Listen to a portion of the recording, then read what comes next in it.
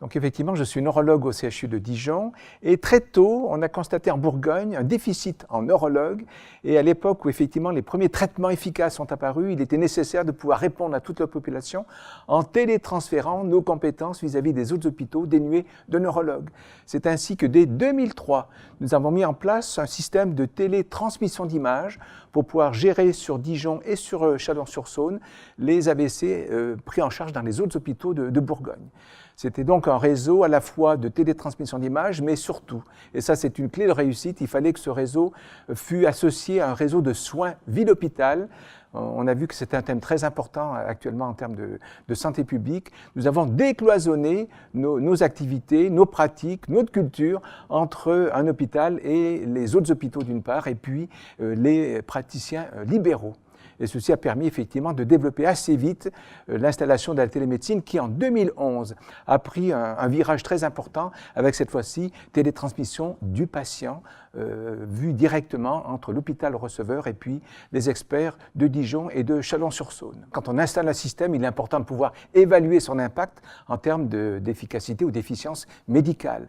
Alors cette question était très importante pour nous parce que effectivement nous avons un maillage extrêmement dense. Nous avons autour de Dijon 19 hôpitaux qui sont téléconnectés pour transmettre à la fois en télédiagnostic, en téléconsultation, d'une part les patients, leur imagerie et leur dossier clinique. Donc c'est vraiment une télémédecine complète portant sur le télédiagnostic, la téléexpertise, la téléassistance quand il faut proposer un traitement effectivement peut-être dangereux mais extrêmement efficace et puis ensuite un télésuivi.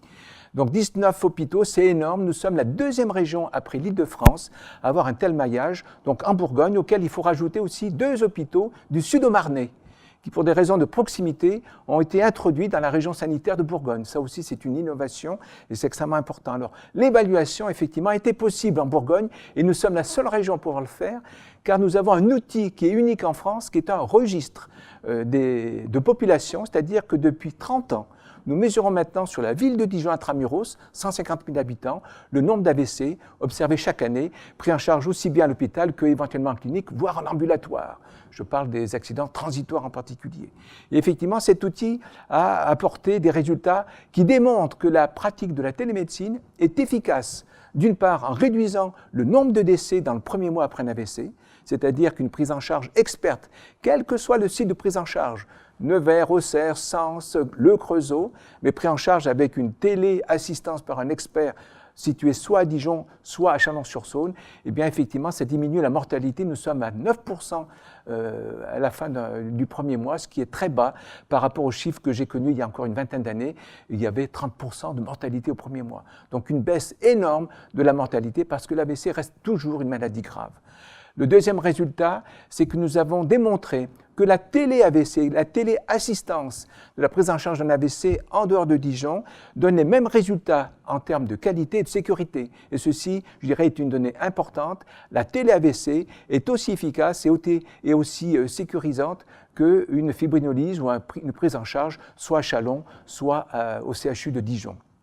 La troisième donnée, c'est que nous avons démontré grâce à la prévention, et j'ai vu qu'effectivement le représentant du ministère et notre directeur général de l'ARS a insisté là-dessus, la prévention, on va dire, fait partie du maillon essentiel pour démontrer que la télémédecine est efficace. Il ne faut pas que la télémédecine soit uniquement un acte, un outil isolé, il faut vraiment qu'il soit intégré dans un réseau de soins, déconnecté, ou du moins décloisonné entre l'hôpital et le libéral.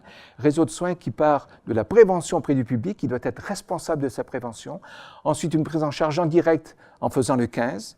Ensuite, une téléassistance pour les hôpitaux sans neurologue. Et ensuite, un télésuivi, car effectivement, la phase aiguë fait suite ensuite à une phase de rééducation.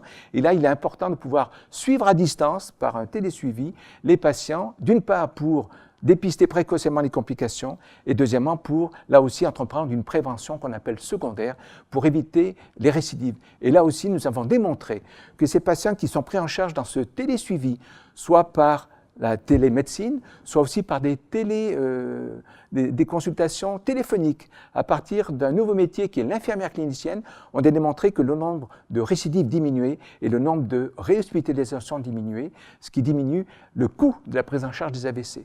Donc cette prise en charge globale, pour nous, représente une sorte de GPS du parcours de l'AVC entre la prévention, les premiers symptômes à domicile, de transfert vers un hôpital dédié à la télémédecine, et ensuite le suivi et la prévention secondaire. C'est un tout indispensable et la télémédecine s'inscrit dans ce parcours.